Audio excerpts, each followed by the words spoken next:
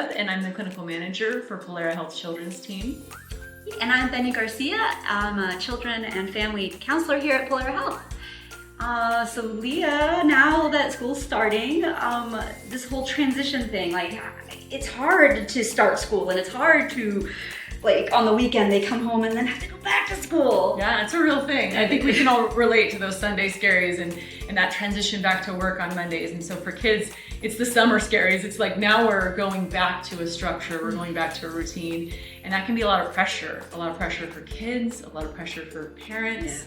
Yeah. So some of the things to think about is anticipating that, knowing that that's a big change. And so how do we make things manageable, bite-sized, right? So controlling the controllables. Controlling the controllables, yeah.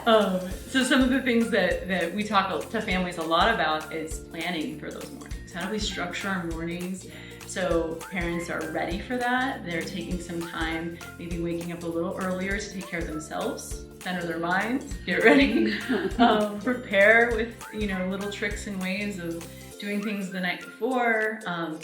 And then also that just out the door transition is hard, and sometimes kids don't want to go, and that can be really stressful, and parents need to go places like work, and they feel the pressure of the clock. So that's something that we've talked to families and teachers about, and how can they support the kiddos that are having a harder time coming into their classroom. Yeah, creating, like you said, even waking up a little bit earlier so there is a little more time. So if they are struggling, instead of increasing the stress hormone with, come on, we gotta go. If we have a little more margin, maybe we can sit next to them and go, it's hard to get to school. What's going on for you today? Yeah, absolutely. And And movement too. I was working with a family who built into their schedule a bike ride. And I know that sounds big, but with the weather being nicer, they were waking up early and they were getting that rhythmic, repetitive motion in, regulating the kiddos, and they were ready to go.